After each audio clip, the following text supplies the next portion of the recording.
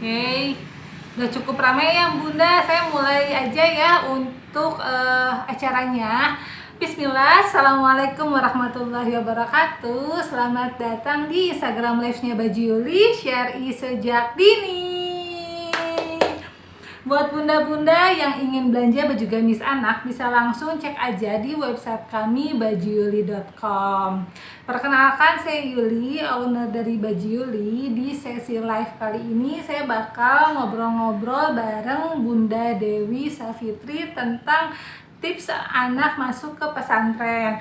Mungkin bunda-bunda di sini ada yang masih bingung, masih ragu, ingin menyekolahkan anaknya ke pesantren, tapi belum tahu nih apa aja sih yang harus kita siapkan. Karena memang bukan mudah ya melepas anak untuk sekolah di pesantren. Jadi insya Allah kita bakal bahas tuntas selama 1 jam ke depan tentang tips anak masuk ke pesantren. Jadi buat bunda-bunda wajib simak live-nya sampai akhir. Dan kalau misalnya bunda ada pertanyaan, bisa langsung tulis aja di kolom komen di bawah ya. Insya Allah nanti dari Baju Yuli bakal pilih 1 orang pemenang atau 1 orang bunda yang aktif berkomentar untuk mendapatkan ini GA05 Bergo Dewasa, ini seperti yang saya pakai. Dan bebas pilih ya bunda. Nanti untuk pemenangnya diumumkan di story-nya Baju Yuli.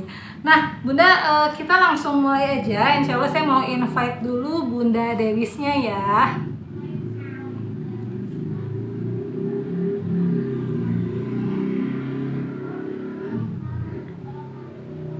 Oke, tunggu sebentar, ini masih ada gangguan. Bunda mungkin bisa absen dulu nih, dari mana aja nih Bunda? Anaknya sudah usia berapa tahun dan pengen masuk ke pesantren juga atau enggak? Mungkin bisa chat juga di kolom komentar. Ini masih proses untuk invite Bunda Dewisnya ya. Ya, Assalamualaikum. Alhamdulillah. Teteh gimana kabarnya, sehat? Alhamdulillah, sehat-sehat. Juli gimana, baik? Baik, sehat, alhamdulillah. Ini perdana ya kita jumpanya langsung via live ya teh ya. Ya, biasanya cuma chatting doang ya. Iya, Masya Allah, alhamdulillah. Terima kasih Teh Dewi Safitri atau bisa dipanggil Bunda Dewi untuk join di Instagram live-nya Baju Yuli. Nah bunda-bunda semua, sebelum kita mulai bincang-bincang, saya mau bacakan dulu profil dari Bunda Dewi ya. Jadi Bunda Dewi Safitri ini adalah seorang ibu dari 3 orang anak, lalu ketua Yayasan Berkah Sauyunan, dan juga sering mengisi mentoring atau kajian islami loh bunda. Nah untuk putra pertamanya ini sekarang Hamam kelas 10 di Madrasah Aliyah Ponpes Husnul Khotimah Kuningan. Dan untuk putri yang keduanya Teteh Sabila sekarang bersekolah di SMP Mutiara Ummah Boarding School Jatinangor Sumedang. Masya Allah, ini jadi lengkap ya bunda. Insya Allah nanti kita bakal bahas tips anak masuk ke pesantren. Ada Bunda Dewis ini sudah memiliki putra yang di tingkat Madrasah Aliyah dan juga putri yang di tingkat Madrasah Sanawiyah. Jadi insya Allah bisa lengkap nih untuk referensi buat bunda-bunda semua. Teh, anak-anak udah mulai mondok lagi atau masih sekolah PJJ? Alhamdulillah udah pada mondok. Mungkin kira-kira baru sebulan lebih ya, baru 1 bulanan ini mondok. Ya, jadi saya sempat libur panjang, libur panjang maksudnya nggak mondok, jadi ya di rumah. Alhamdulillah udah 1 bulan lebih lah, udah pada ke pondok masing-masing. Oke. Nah, berarti libur di rumahnya setahun atau bukan libur, maksudnya PJJ-nya ya teh? Setahun ada? Setahun lebih ya. Wah, Masya Allah. Setahun lebih. Nah, teh, berarti untuk anak-anak ini udah mulai masuk pesantren sebenarnya dari tingkat pendidikan apa sih teh? Dari tingkat SD atau mulai MTS atau mulai Madrasah Aliyah justru? Pasti ini ada 2 nih, jadi bakal komprehensif nih jawabannya insya Allah. Jadi kalau sebetulnya saya terbilang baru ya. Waktu diminta Yuli jadi narsum, saya waktu itu waduh kan saya tuh nggak hanya belum terbukti, maksudnya dari saya kan belum ada yang lulus ya, maksudnya belum ada yang selesai, masih pertama kali perang pertama pesantren itu tahun 2018, jadi baru 3 tahun ya. Pas dia mau masuk SMP, jadi masuk SMP mulai pesantrennya. Kalau SD masih di rumah ya, maksudnya masih sekolah reguler seperti biasa. Lalu pas masuk SMP baru mondok. Jadi seperti itu. Adiknya juga sama gitu, adiknya yang jadi putri saya yang kedua itu masuk SMP mondoknya. Dari mulai tingkat SMP mulai mondok. Pertimbangannya apa ya Teh? Kenapa memilih mulai memasukkan anak mondok di tingkat SMP gitu kan? Sebenarnya kalau di SD juga udah mulai banyak ya Teh ya untuk pondok-pondok yang pesantren dari tingkat pendidikan sekolah dasar. Iya. Ya sebetulnya kalau kenapa memutuskan pesantren bisa panjang ya, bisa satu kajian sendiri. Oh iya. Apa alasannya ya, itu panjang sebetulnya, maksudnya itu berkaitan dengan pendidikan anak secara umum sebetulnya ya. Tapi kayaknya kalau dibahas di sini kepanjangan kali ya Yul ya. Iya. Oh, garis besarnya aja mungkin Teh. Iya. Mungkin itu sih. Jadi kalau bisa jadi bunda-bunda yang sudah gabung di sini karena sudah melihat tagline-nya gitu ya. Jadi mungkin yang gabung di sini yang memang sudah ada niat keinginan, sudah ada niatan pesantren ya. Ya mungkin ini mengingatkan saya, sekaligus mengingatkan yang sebetulnya memasukkan anak ke pesantren itu tidak semata-mata apa ya, memang betul-betul harus meluruskan ya. Sebetulnya apapun jenjang pendidikan yang kita pilihkan, itu semua harus dengan niatan yang lurus. Mau pesantren, mau enggak, mau half day, mau full day, mau dimanapun, tetap berawal dari niatan yang prinsipil, yaitu bentar saya mau mengutip satu ayat ya, dalam Al-Quran surat dalam Al-Quran surat At-Tahrim ayat 6 ya. Bunyinya mungkin Bunda juga pernah mendengar ya. Alladzina amanu anfusakum ahlikum. Artinya itu adalah orang-orang yang beriman, taruhlah dirimu dan keluargamu dari api neraka. Ada panjangannya lagi. Nah ya, cuma dari satu ayat itu sudah bakal ngaruh gitu ya kepada supaya kita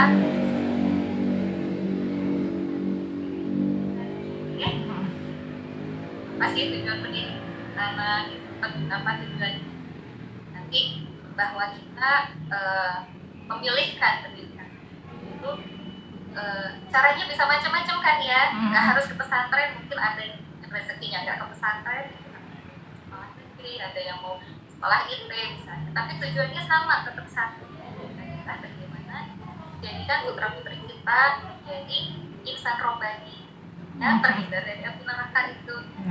Nah lalu nyambung ke pertanyaan Yuli ya, yang sebelumnya ya, kenapa sih akhirnya memilih pesantren dari sekian banyak alternatif pendidikan? Iya betul. Kan ada yang homeschooling ya, ada homeschooling, ada yang unschooling, macam-macam istilahnya. Sekolah internasional, national school, macam-macam ya, banyak sekali pilihan. Nah, jadi sebetulnya kenapa akhirnya saya pribadi begitu ya memutuskan bahwa memilihkan pesantren untuk sana ya karena pendidikan Islam menurut kami gitu ya, yang lain boleh berpendapat lain gitu, yang paling sudah komplit, lengkap, komprehensif memang tempatnya di pesantren gitu. Di mana anak-anak bisa dapat pelajaran agamanya juga komplit gitu ya, karena ada pembiasaannya, ada pembentukan karakternya, dan juga lingkungan yang terkondisikan. Itu ya salah satu alasan kenapa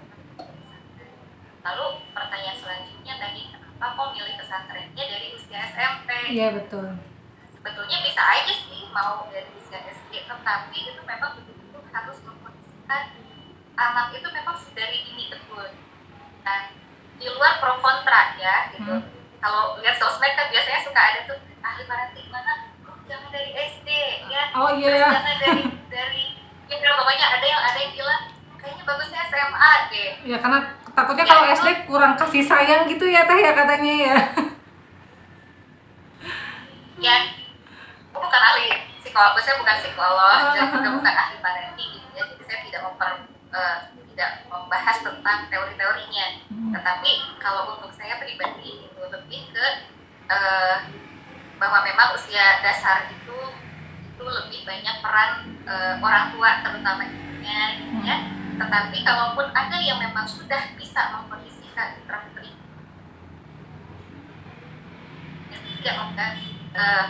saya punya beberapa teman ya, yang sudah pesantren sejak SD, posisinya di Bandung, anak-anaknya di Bantul, jauh banget ya. Itu sudah tertemu begitu dan sudah berapa orang anak dan berhasil. Masya Tetapi Allah. kasus ada juga teman saya yang lain kan yang di pesantren kan juga sama sejak SD, tetapi SD anaknya menjadi berontak. Nah itu berarti kan bukan sesuatu yang bisa digeneralisir juga sebetulnya. Jadi tergantung juga kesiapan yang keluarga dan bagaimana penguatan anak. Kalau saya pribadi memilih SMP ya karena saya tahu ukur diri ya. Kalau dari SD mungkin saya belum siap, begitu anak-anak saya juga belum siap. Jadi saya menyiapkan sejak kelas mungkin sekitar kelas 4 kelas gitu, anak-anak itu mereka sudah bisa diajak bicara serius gitu ya, dan sudah bisa paham apa yang diharapkan dari orang tuanya dan juga apa tujuannya begitu ya. Maka ya pas umur SMP itu sudah balik ya, putra-putri saya juga ngepas juga sih. Baliknya itu memang sebelum SMP. Oh Masya Allah. Itu sudah balik dan sudah lebih siap dan terus kenapa nggak SMA? Oh iya. Kenapa nggak SMA? Juga yang nanti ini SMA gitu ya. Nah, kenapa SMP? Karena masa-masa SMP permulaan balik itu adalah masa pembentukan anak. Jadi ketika dibandingkan gitu ya, anak SMP dengan anak SMA, anak SMA itu udah jadi. Oh Masya Allah. Kita ya. Iya. Pemikirannya udah punya pemikiran sendiri, terus udah punya pendapat sendiri. Sedangkan ada masa-masa gitu ya ketika anak itu memang perlu diarahkan, diyakinkan oleh orang tuanya gitu. Nah itu masa menurut saya, gitu, menurut kami gitu, paling pas itu memang usia SMP. Nah, masa pembentukan. Masya Allah, ya udah cukup komprehensif Teh. Nah kalau ini ada juga Bunda yang tanya, kalau misalnya ketika anak nih masuk pesantren, gimana sih biar anak betah Teh, biar anak betah di pesantren dan gak pengen pulang gitu, karena memang saya juga sering dengar baru seminggu di pesantren pengen pulang, baru sebulan pengen pulang, jadi nggak betah gitu. Berarti kan untuk Hamam ini udah 3 tahun ya menjalani di pesantren di SMP, sekarang tingkat pendidikan SMA, mungkin pengalaman Teteh untuk Hamam seperti apa?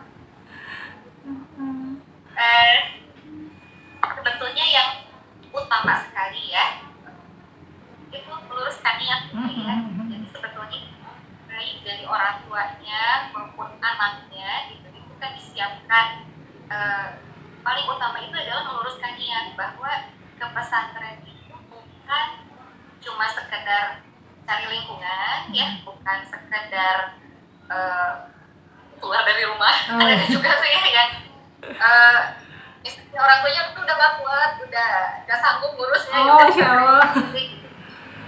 Memang macam-macam ya motivasi setiap orang itu, tetapi kita sebagai muslim itu kan memang ada arahan ya dari Quran dan juga dari hadis gitu, bagaimana Allah dan Rasulnya itu menyuruh kita supaya apa ya, innamal a'malu binniyat ya, amalan-amalan itu tergantung termasuk masukin anak. niatnya apa sih mau masuk ke pesantren, dan kita sampaikan juga kepada anak kita. Kamu kenapa Umi kamu pesantren, kenapa nggak sekolah ke rumah aja?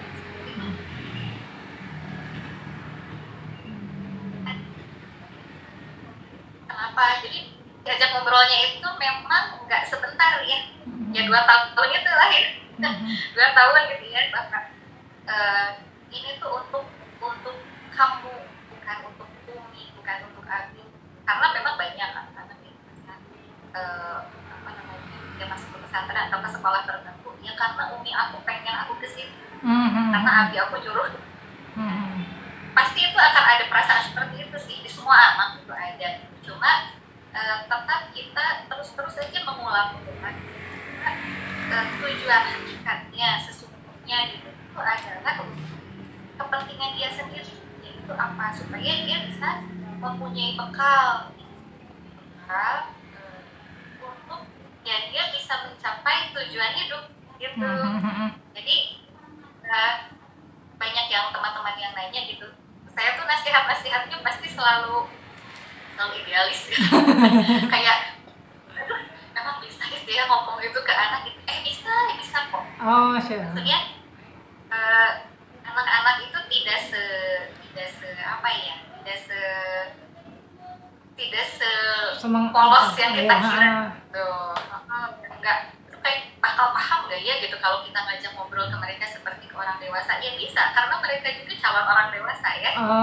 Dan 10-11 gitu ya, anak-anak yang kondisi normal umumnya gitu, biasanya sudah bisa secara serius. Nah, jadi ternyata niatan itu yang menjadi fondasi yang paling membuat dia bertahan dimanapun.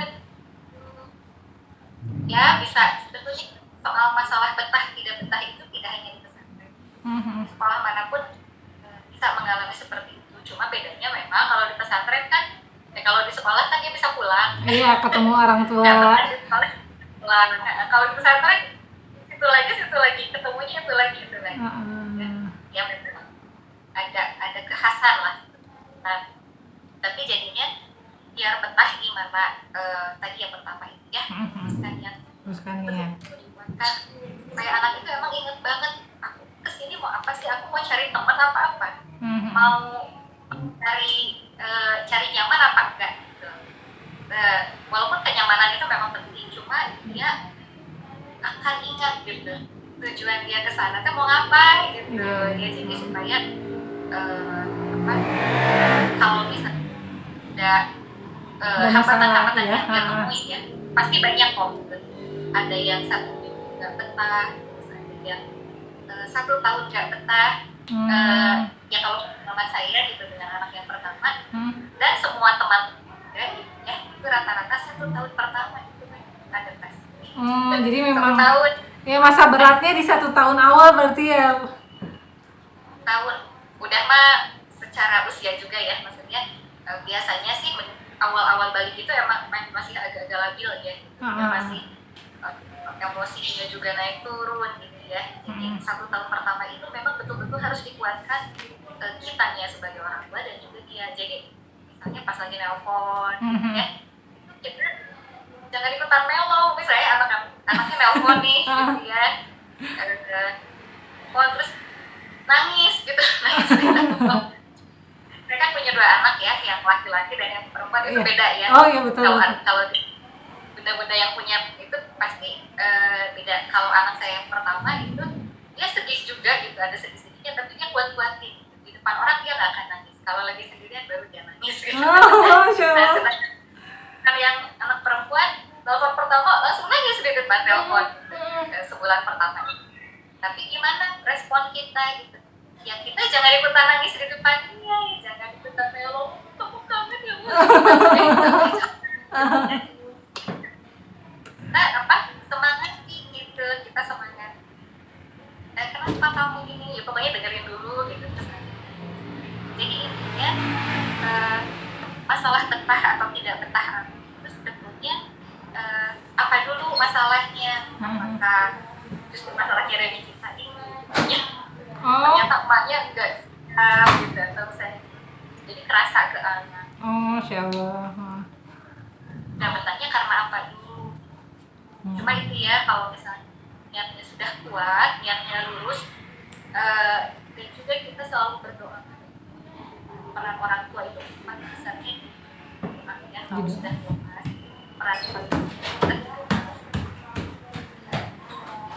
jaga dia karena kan udah nggak sama kita, kita doakan anak ini kekuatan dan kesabaran, dan kitanya juga dikuatkan karena kondisi orang tua di rumah itu ya, namanya anak dan orang tua ada ikatan batin ya, bisa jadi saling merasakan. Jadi kalau ibunya berat, nanti anaknya juga berat besar. Oke, Masya Allah. Berarti balik lagi semuanya ke tujuan sama niatnya ya Teh ya? Luruskan niat, mau ngapain tuh ke pesantren gitu. Nah, berarti kalau kayak gitu setelah satu tahun dari pengalaman Teh Dewi, anak itu bakal lebih enjoy, bakal lebih nerima gitu kalau memang ya udah melanjutkan di pesantren atau kayak gimana Teh? Gimana? Ya jadi setelah 1 tahun itu anak-anak tuh udah bakal lega gitu ya. Jadi misalnya ya udah jadi enjoy, kegiatannya semakin bertambah, teman-temannya semakin bertambah, atau apa sih sebenarnya setelah 1 tahun pertama yang bikin anak-anak makin semangat gitu di pesantren?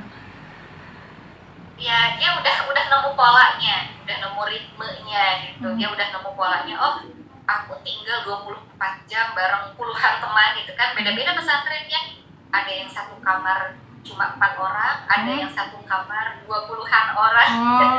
Nah, tapi saya ini beda karena beda sekolah juga gitu. Itu beda banget. Anak yang laki-laki gitu, dia satu kamarnya sampai 25 orang. Nah, sedangkan anak saya yang satu kamarnya cuma 5 orang. Jadi ya memang beda-beda. Nah, terus dalam 1 tahun itu memang anak itu akan belajar. Sebetulnya di semua sekolah juga sama. Dia akan belajar bagaimana how to deal with situation ya, bagaimana kondisi yang dia hadapi, dia hadapi gitu. Cuma mungkin bedanya kalau di pesantren dia hadapi sendiri. Kalau nggak di pesantren kan dia kan sama mana ya, ngurung diri baru keluar lagi. Kalau di pesantren kan nggak bisa kayak gitu ya. Sama orang lagi, ketemu orang lagi. Jadi dia juga akan belajar memanage diri gitu, belajar dan jadi dia punya pola juga sih, pola dalam mengatur diri. Ya biasanya itu memang 1 tahun pertama. Walaupun ada yang lebih cepat ya, gitu. Kan beda-beda ya karakter anak. Ada yang adaptasinya cepat, ada juga yang panasnya lama gitu ya. Jadi adaptasi itu memang beda-beda tiap anak, tapi ya secara umum sih 1 tahun pertama lah itu adaptasi. Dan umumnya sekolah juga sama ya. 1 tahun pertama tuh adaptasi, nanti pas udah tahun yang kedua dia udah happy, udah apa, karena apa, dia udah nemu polanya gitu. Oke, Masya Allah. Iya. Nah, Teh, mungkin tips untuk memilih pesantren, berarti sekarang kan Hamam sama Teteh Sabila kan beda sekolah ya Teh ya, untuk yang putra dan yang putri.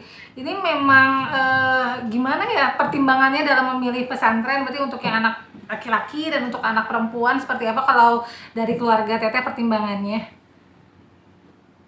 Oh, kalau dari kami sih sebenarnya tidak membedakan ya. Maksudnya memang ada pesantren yang khusus putra dan khusus putri gitu ya. Kalau saya pribadi sih tidak begitu ya. Pesantren itu secara umum, ini Yuli, mungkin yang masyarakat awam, maksudnya yang belum pernah sama sekali cari tahu itu, pesantren itu sama aja. Padahal secara lembaga itu pesantren itu kurang lebih ada tiga jenis ya.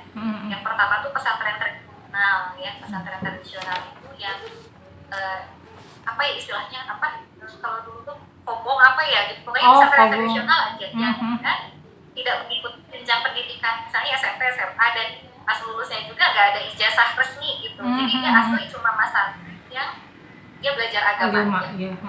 Pesantren ya, mungkin dia resmi ya di bawah, ada izin resminya gitu ya, tapi dia tidak ada ijazah yang resmi, jadi dia masuk pendidikan informal. Kemudian yang jenis yang kedua itu IT, SMP IT atau SMA IT yang dia boarding. Jadi sebetulnya mungkin yang apa mindset kita tuh boarding school kali ya, boarding school sama tadi ya. Jadi boarding school itu ada 3, ada satu pesantren tradisional gitu ya, terus yang kedua SMP IT, SMA, terus yang ketiga MTS sama MA, Madrasah Sanawiyah sama Madrasah Aliyah.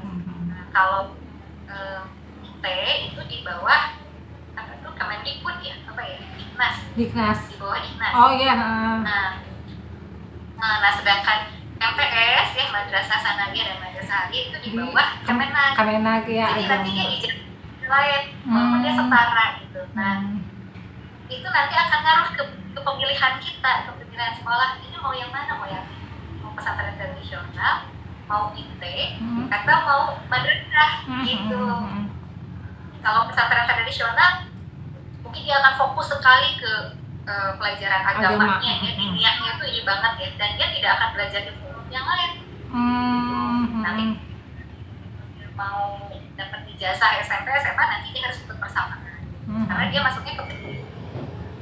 Nah kalau yang IT dan Madrasah Aliyah atau Madrasah Sanawiyah itu sepintas kayak sama ya, sama gitu, dia sama-sama sekolah, sama-sama boarding.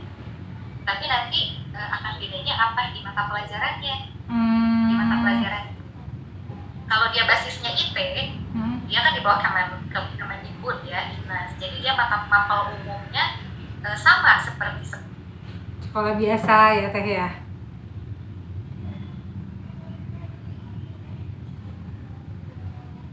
Ya.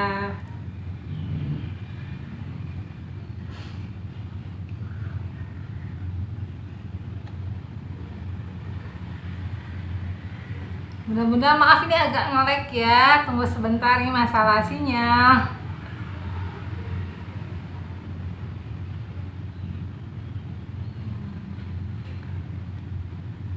Ya Bunda, ini Bunda Dewisnya live dulu, mungkin agak masalah sinyal. Mungkin bunda-bunda yang ingin nanya bisa langsung tanya aja di kolom komentar. Kita tunggu dulu sampai Bunda Dewisnya join lagi ya.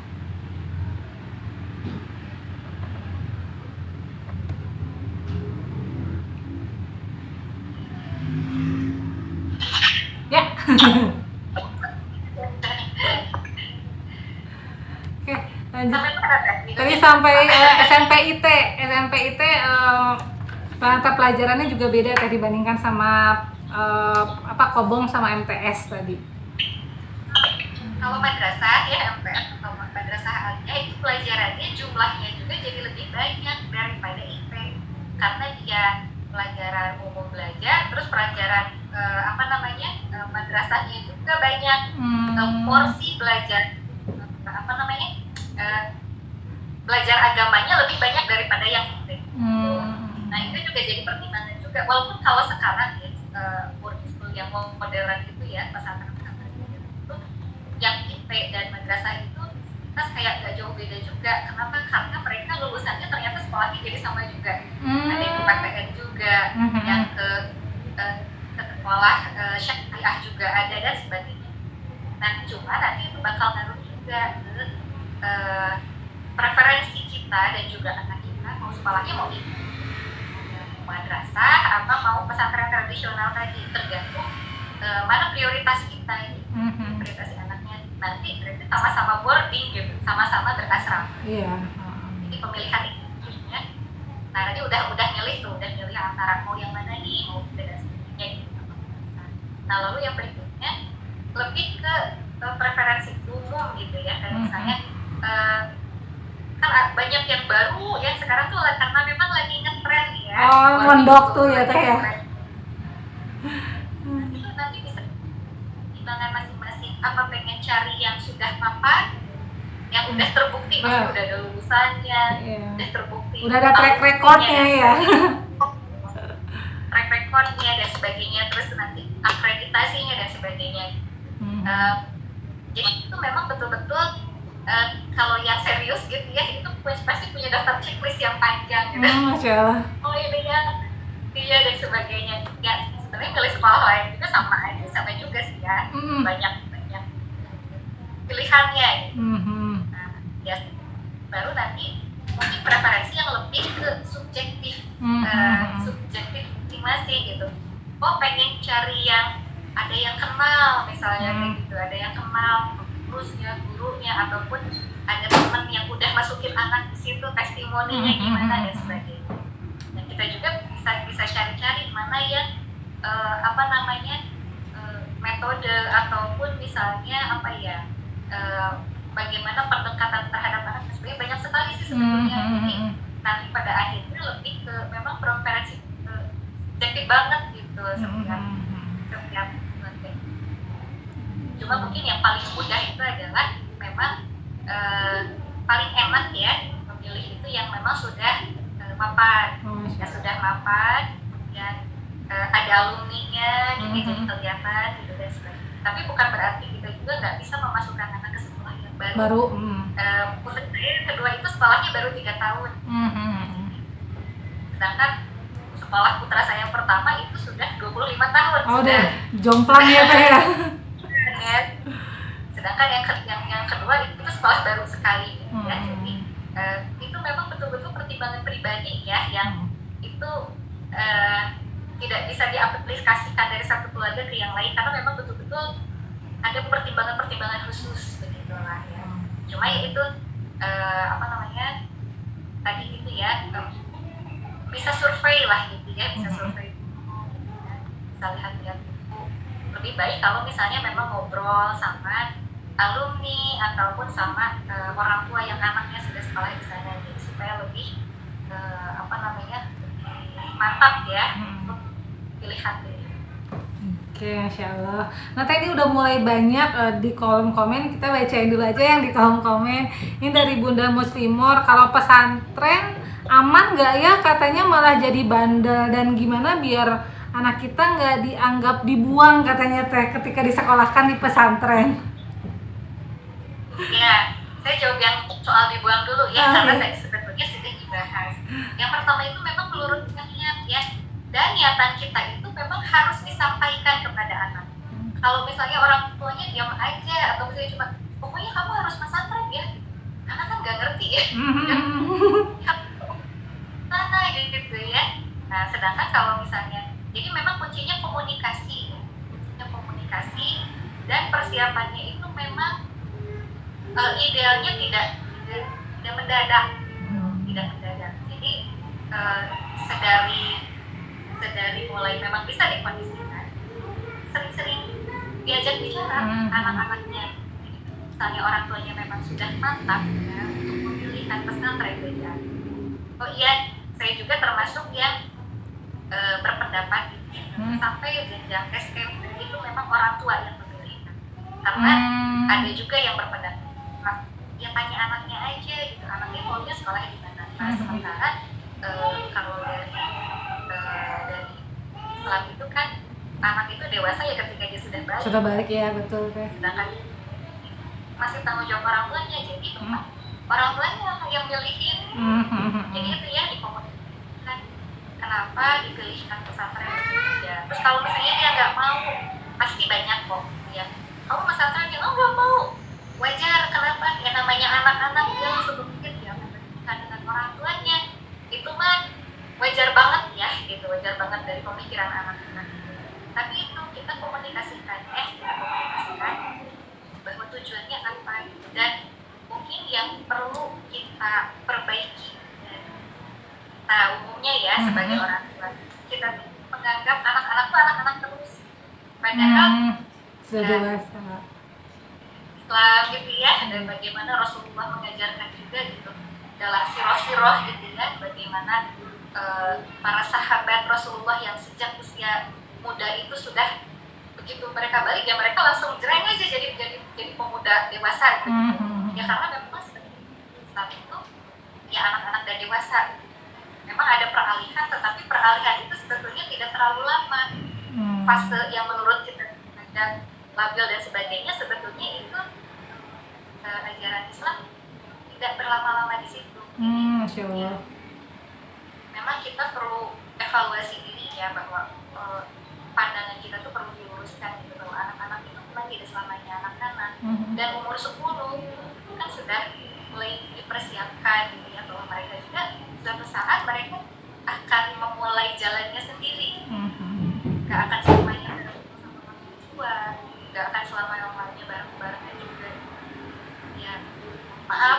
berbeda pendapat, ada yang berprinsip bahwa keluarga itu harus stick together ya.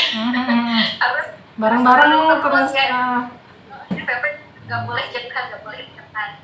Ya sebetulnya ya itu ya, kembali kepada prinsip kita belajar bagaimana teladan Rasul begitu ya, bagaimana buah Rasul itu sejak umur 12 kan diajak berdagang oleh pamannya gitu ya. Dan sudah begitu balik itu memang dia tuh udah dewasa ya. Begitu balik itu dia udah dewasa gitu. Jadi ya saya pribadi sih gitu ya, dengan suami dan juga keluarga ya sepakat saja begitu ya, bahwa kami itu ya maksudnya keluarga itu karena memang gimana tujuan keluarga masing-masing ya gitu. Ada satu ayat juga gitu ya, surah Al-Furqan 27, kalau nggak salah surat Al-Furqan ayat Robbana hablana min azwajina wa dzurriyyatina qurrata a'yun waj'alna lil muttaqina imama.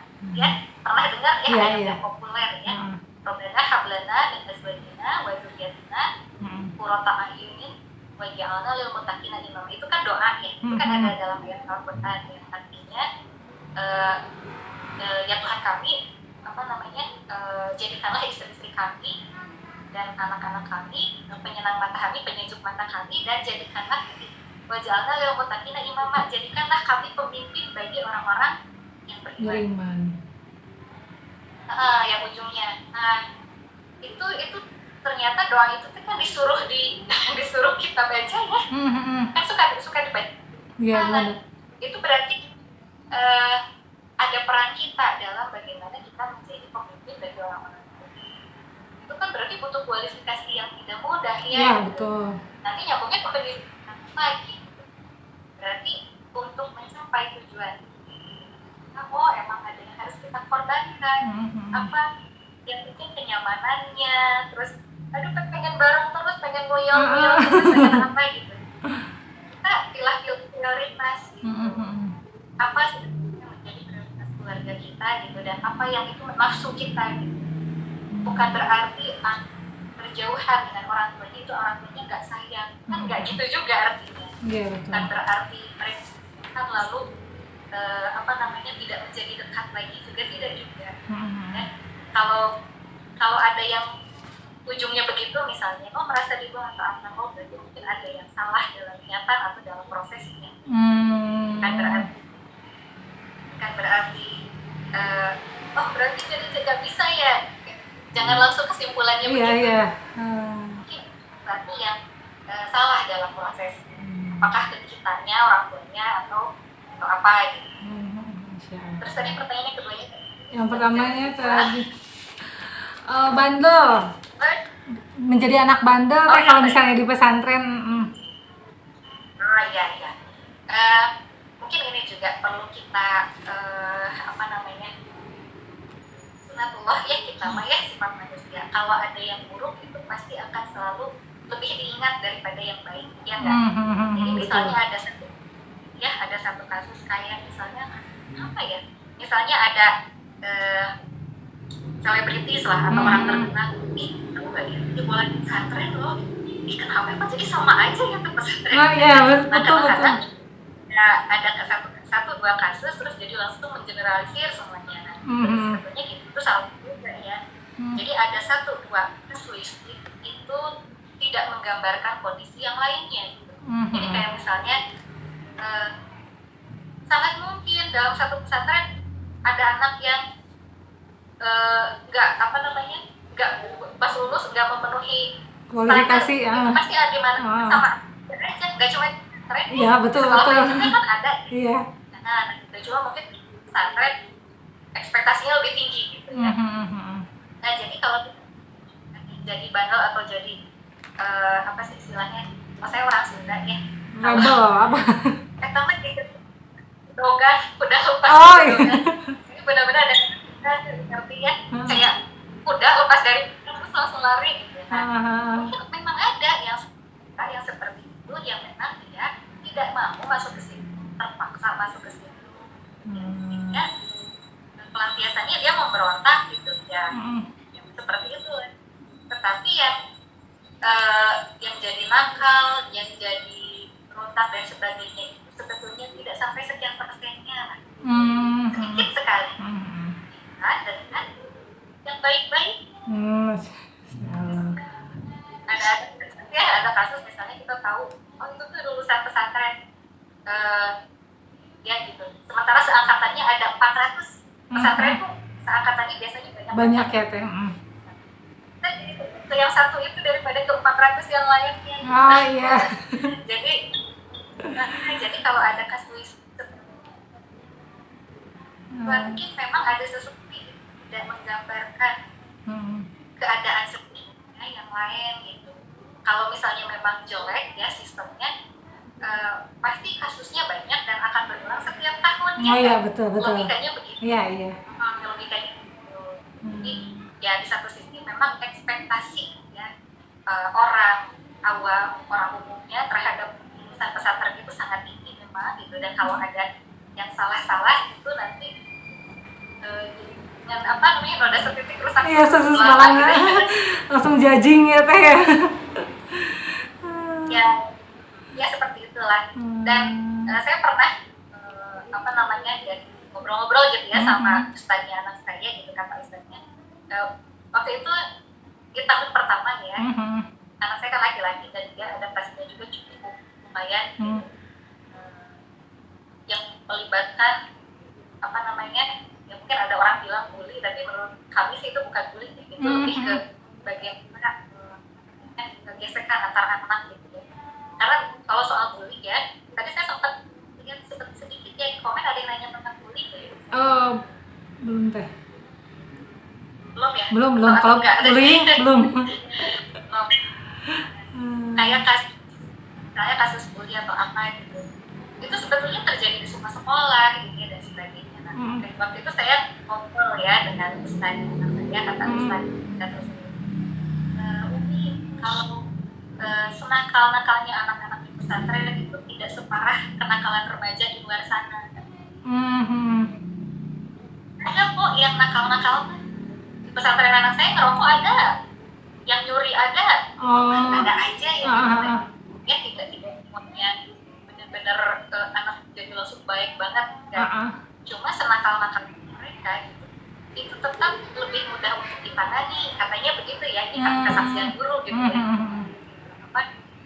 Dan ditangani lebih mudah, diarahkan gitu. Dan juga testimoni anak saya sendiri, Umi, senakal-nakalnya kita tuh gak pernah meninggalkan kewajiban kita. Masya Allah.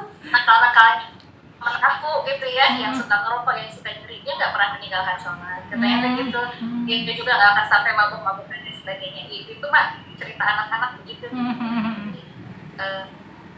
Secara umum gitu ya, kenakalan anak-anak itu ya wajar masih ada begitu ya, namanya orang berproses kan, kita juga ada nakal. Iya, betul. Berproses ya itu karena kondisinya, karena lingkungannya terkondisikan gitu ya, dan dia berada di lingkungan yang baik lah ya, maka secara umum itu lebih mudah dikembalikan lagi gitu. Kalau udah ada yang melenceng, kembalikan lagi. Kalau ada yang nakal banget sampai gimana gitu, itu benar-benar kasuistik kok. Tidak bahkan oleh sistemnya itu, tidak juga disebabkan oleh ada kesalahan dalam prosesnya bagaimana gitu, tapi mungkin ada faktor-faktor tertentu aja yang itu sifatnya kasuistik. Oke, Insya Allah. Nah, ini dari Bunda Widya, bagaimana tips memberikan anak perhatian ketika di pesantren? Karena kan memang jarak jauh, terus udah gitu dalam waktu yang lama, gimana sih memberikan perhatiannya? Ya, cara memberikan perhatiannya ya macam-macam. Kalau zaman sekarang cenderung lebih mudah ya, bisa telepon ya, bisa telepon sesuai jadwal ya, bisa dikirimin paket, nanti kirimin baju Yuli gitu baju baru gitu ya. Terus bisa juga ditengok juga sesuai dengan jadwal. kalau lagi nggak pandemi sekarang, kalau lagi pandemi sekarang memang lebih ketat ya, jaga 40 orang sih. Kalau lagi nggak pandemi itu rata-rata ya, rata-rata itu boleh nelpon seminggu sekali, terus boleh titip sesuatu sama ustazah. Sekarang tuh mudah sekali, ke ustazah juga tinggal, ustazah titip ya anak saya bla bla bla bla gitu. Oh gitu. Gitu. Terus video call gitu kan. Terus nengok, kalau nengok terus sebulan sekali sih. Kalau sekarang lebih lama kali lagi. Ya pas nengok itu juga final makanya. Ya itu sih itu. Dan tentu saja perhatian yang dipanggil itu sebetulnya perhatian doa tadi ya. Doa itu benar-benar harus dikuatkan. Bagaimana orang tua itu jadi ada banyak sekali ustadz lah yang memberi hadis itu bagi yang anaknya berjauhan ya, tidak hanya pesantren, anaknya berjauhan kawasan orang tuanya, betul-betul menitipkan sama Allah dan juga orang tuanya memperbaiki. Cuma nasihat buat saya ini.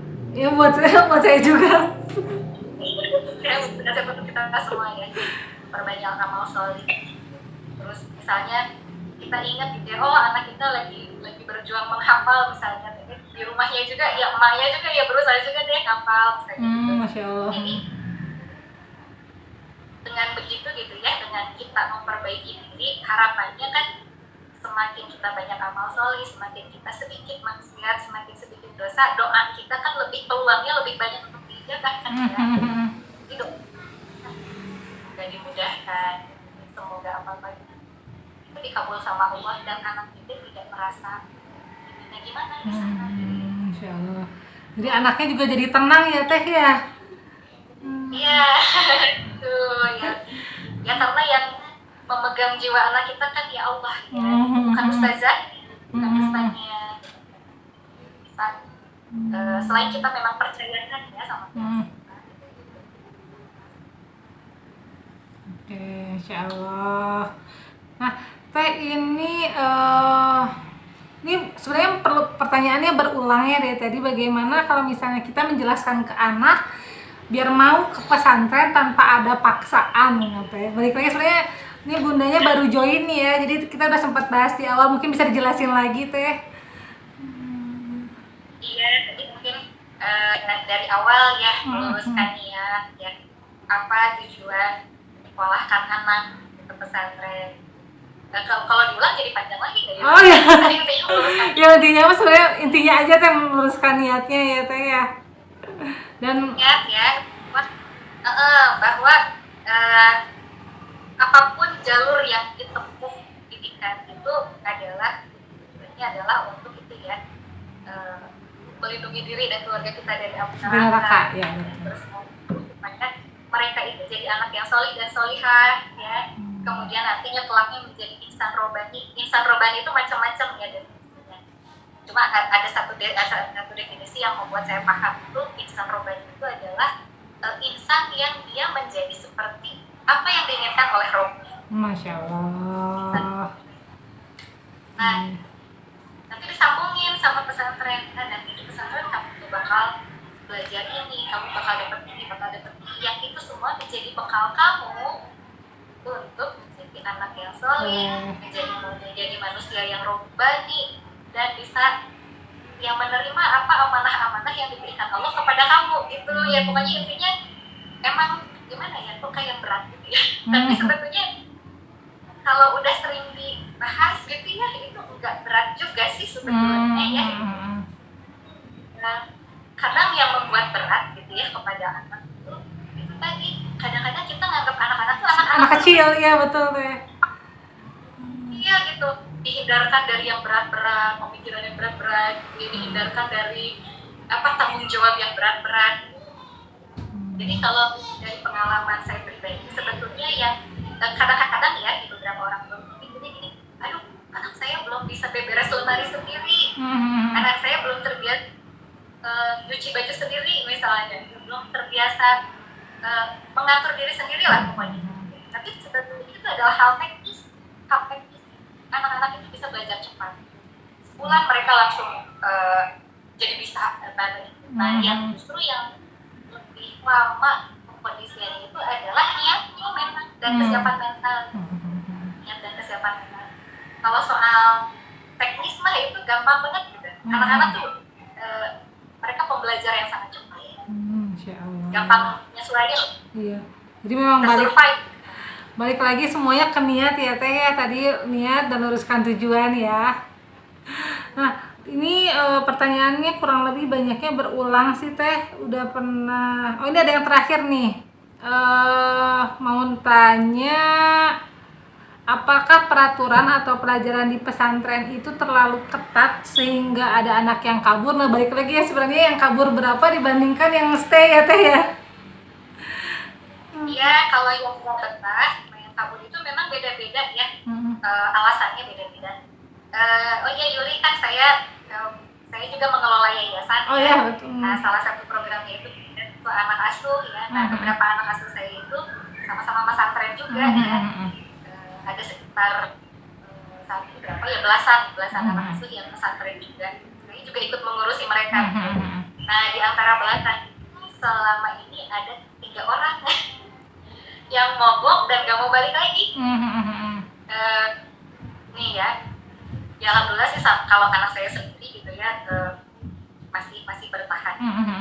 Nah, ya karena itu anak asuh kami juga gitu ya, jadi ikut tanya ya kenapa sampai mogok dan sebagainya. Ternyata kalau mereka ini nggak tahu di kasus yang lain, kasusnya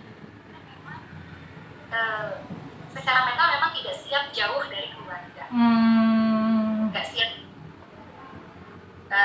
Satu itu ya, tidak siap jauh dari keluarga. Jadi ada satu anak yang memang deket banget sama ibunya, dia anak laki-laki, dia deket banget sama ibu, tapi dia sakitnya tuh psikosomatis gitu.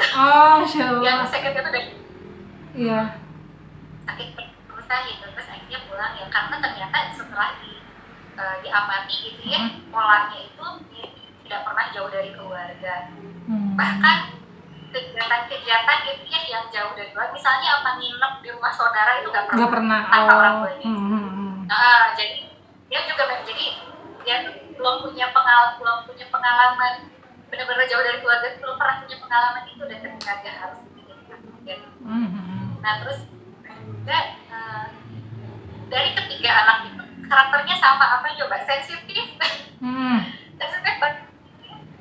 Jadi mereka ngerasa nggak punya teman, ngerasa diculitin. Setelah dikonfirmasi gitu ya ke guru dan juga ke teman-temannya, nggak merasa tuh gitu. Jadi perasaan diri sendiri aja ya Teh ya. Jadi perasaan diri gitu. Jadi memang ternyata untuk sebagian anak kita juga ya gitu, sebagian orang gitu yang sangat-sangat sensitif itu kadang memang unbearable, unbearable tidak sanggup menanggung beban. Dia harus ketika dia sensitif banget gitu, dia tuh sensitif banget, perasa banget gitu. Jadi ya walau sih saya juga kan bukan psikolog, cuma kadang sensitif, sifat sangat perasa yang over gitu ya, itu kadang memang jadi kelemahan juga gitu ya. Dan itu tidak hanya di pesantren sebetulnya, ketika mereka harus yang luar juga, kalau oversensitif juga mereka pasti akan menemukan banyak dari dirinya sendiri gitu. Jadi kalau ada ngomong apa dia tersinggung gitu, temennya nggak ngerasa gitu. Aku mungkin sama teman-teman, nah itu kan yang 3 anak itu ada laki ada perempuan. Kalau yang perempuan sama mereka dia merasa dijulitin sama semua temennya. Jadi 2 pesantren yang berbeda kasusnya sama ya. Ngerasa anaknya emang sensitif banget gitu. Dia benar-benar merasa dikucilkan, gak punya teman gitu. Udah dicoba nego sama guru-gurunya, sama teman, bahkan teman menego gitu ya, maksudnya ya kami gak akan gitu lagi, padahal ya teman-temannya gak terasa sih, tapi dia tetap gak mau, ya udah kan rezekinya juga. Itu ya masalah teman kita itu kasuistik ya, harus digali aja masalah. Oke, Insya Allah. Bunda Rita semoga terjawab ya. Ini alhamdulillah udah 1 jam teh kita bincang-bincang. Iya, udah kerasa ya teh. Iya. Mungkin dari Bunda Dewis mau ada apa ya, closing statement atau motivasi buat bunda-bunda Baju Yuli di sini yang ingin menyekolahkan anaknya ke pesantren teh. Oh gitu. Apa ya? Tadi aja itu ya, motivasi kita utama itu adalah di surat At-Tahrim ayat 6 ya. Terhindar dari api neraka. Wahai orang-orang yang beriman, jagalah dan keluargamu dari api neraka. Ya. Nah, itu ada panjang lagi, ada panjang. Cuma itu menjadi motivasi kita ya dalam menempuh perjalanan dan pendidikan anak.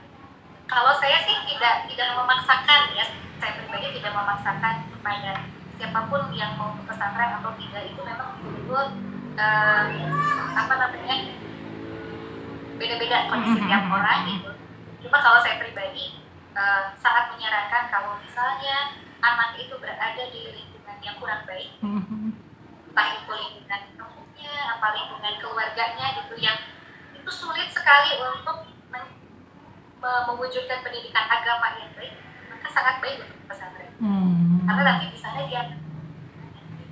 Tapi kalau misalnya orang tuanya dia merasa dia sanggup gitu ya untuk memberikan agama yang baik bagi anak-anak dengan berbagai cara ya, memanggil guru dan sebagainya, itu tidak apa-apa juga, silakan. Motivasinya tadi ya, jagalah ilmu dan keluarga. Dan teruskan niat ya bahwa kita melaksanakan kemanapun gitu, dan itu adalah dan kita menjadi Robani ya, insan robani ya. Masya Allah, jazakallah khair Teh Dewis buat sharing-sharingnya. Terima kasih udah mau join di Instagram live-nya Baju Yuli Teh. Yuli sama-sama. Kalau buat saya buat saya pribadi sih jadi membuka mata Teh, karena memang anak saya masih balita dua-duanya, jadi belum kebayang gitu sebenarnya untuk tingkat pendidikan anak itu seperti apa. Nah, buat bunda-bunda di sini juga bunda-bunda Baju Yuli yang udah hadir dari tadi jam setengah 11 sampai dari jam 10 sampai jam 11, semoga bermanfaat ya. Insya Allah ini banyak banget yang bisa kita dapatkan dari sesi live hari ini, Insya Allah. Nah, buat bunda-bunda Baju Yuli juga terima kasih udah hadir dari awal sampai akhir. Saya mau ingetin aja buat dukung terus Instagramnya Baju Yuli dengan like postingannya, komen postingannya, dan kalau misalnya bunda ingin beli baju gamis anak bisa langsung DM aja ke admin atau ke website kami di bajuyuli.com. Alhamdulillah. Nah, saya dan Bunda Dewis pamit dulu ya kalau kayak gitu. Terima kasih bunda-bunda semua. Assalamualaikum.